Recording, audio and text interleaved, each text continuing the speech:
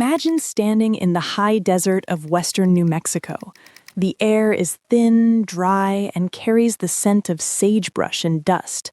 You are miles from the nearest paved road, surrounded by a silence so profound it feels heavy, almost like a physical weight pressing against your eardrums.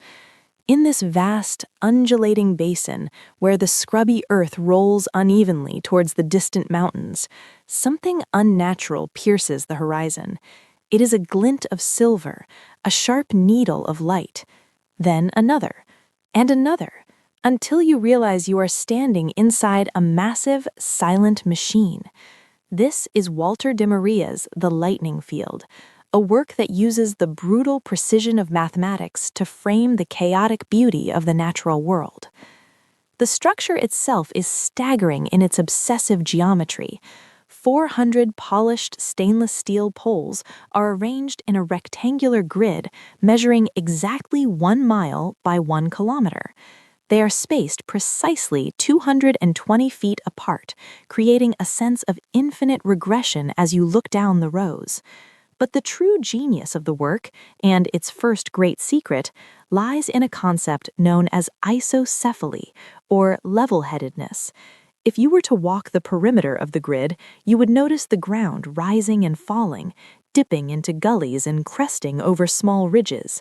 Yet the tips of the poles do not follow the terrain. Demaria and his team of surveyors calculated the height of every single pole individually, ranging from roughly 15 feet to nearly 27 feet, so that their pointed tips form a perfectly flat, invisible plane floating above the desert floor. It is a conceptual ceiling, a phantom architecture that imposes a terrifyingly strict human order upon the organic, indifferent body of the earth. This juxtaposition creates a visual vibration that is difficult for the brain to reconcile. The land is ancient, weathered, and random. The grid is modern, industrial, and absolute. At high noon, when the sun is directly overhead, the poles almost disappear. They become thin, shimmering ghosts, visible only when the light catches their vertical edges. You might squint and wonder if they are really there at all. But as the afternoon wears on and the sun begins its descent, the sculpture undergoes a radical transformation. The stainless steel acts as a mirror to the sky. As the desert turns gold, the poles burn with a fierce internal fire. As twilight bleeds into purple and blue, the steel turns cold and silvery, standing like sentinels against the encroaching dark.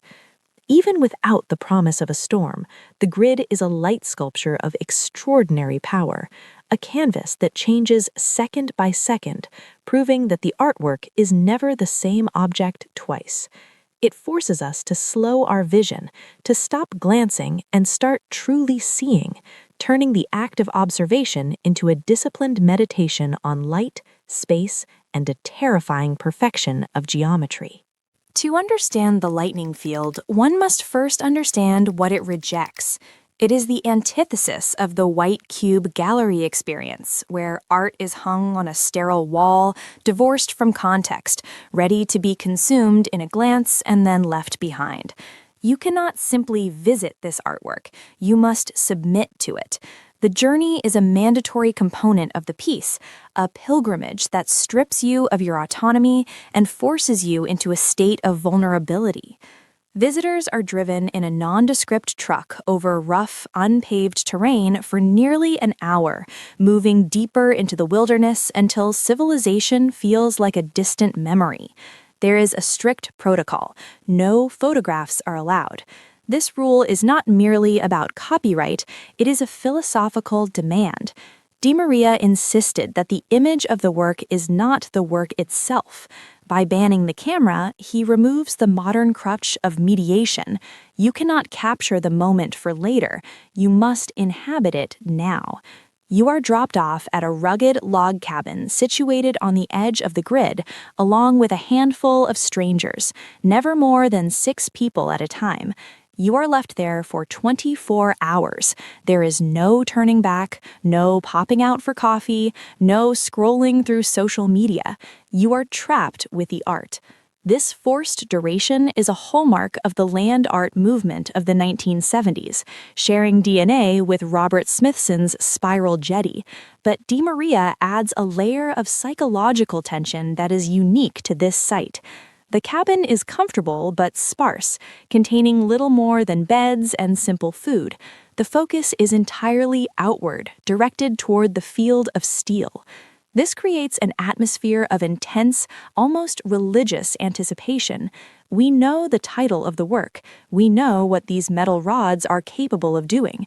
They are lightning rods, specifically designed to attract the violent electrical discharge of the heavens. And so you wait. You sit on the porch of the cabin, watching the clouds build over the mountains. Every shift in the wind, every drop in temperature becomes a signal. Is it coming? Will the sky attack? The irony, of course, is that lightning strikes the field rarely. Most visitors will never see the pyrotechnic display that the work is famous for. But DeMaria famously noted that the invisible is real. The art is not necessarily the strike itself, but the waiting for the strike. It is the charged potential of the space. The grid functions as a stage for a drama that may or may not happen, and that uncertainty transforms the landscape into a theater of suspense. The silence of the poles becomes a heavy, pregnant silence, humming at the possibility of destruction. In this isolation, your senses heighten.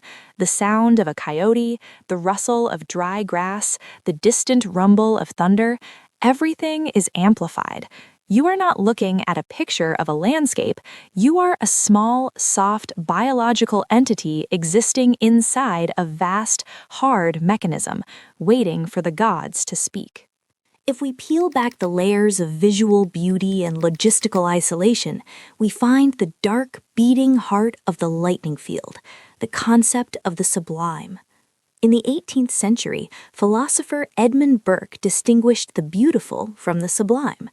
The beautiful is small, smooth, and pleasing, a flower, a calm lake. The sublime, however, is vast, rugged, and terrifying.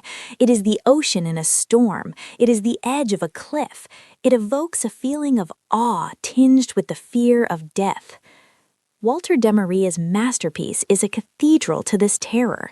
By placing 400 steel conductors in a high-altitude basin known for its violent electrical storms, he is effectively flirting with mortality. He has built a trap for a monster. When we look at the grid, we are looking at a machine designed to court danger. This is art that could, theoretically, kill you. If you were foolish enough to wander into the center of the field during a thunderstorm, the very geometry that looks so beautiful from the porch would become a lethal cage. This proximity to danger is essential to the aesthetic experience. It reminds us of our own fragility. In our modern lives, we are insulated from the raw forces of nature. We have climate control, sturdy roofs, and digital screens that filter the world into safe, manageable pixels. The lightning field tears down those walls. It places us back in the food chain of the elements. When a storm does roll in, and the sky turns a bruised purple and the air smells of ozone, the intellectual appreciation of minimalism vanishes, replaced by a primal, visceral reaction to power. This work remains startlingly relevant today, perhaps even more so than in 1977. We live in an era of instant gratification and constant distraction. We are uncomfortable with silence and terrified of boredom. DeMaria's grid demands the opposite. It demands patience. It demands that we sit still and watch the light change for hours on end. It forces us to accept that we are not the center of the universe. The storm will come or it won't, regardless of our schedule or our desires. The poles will stand for centuries, long after we are gone, stoic and indifferent. In the end, the art is not the steel, nor the land, nor even the lightning. The art is the feeling of humility that washes over you when you stand before it. It is a reminder that we are merely temporary guests on a violent, beautiful planet, and that there are forces out there, invisible, real, and vast, that we can measure with our grids but never truly control. The lightning field doesn't just show us the sky, it shows us our place beneath it.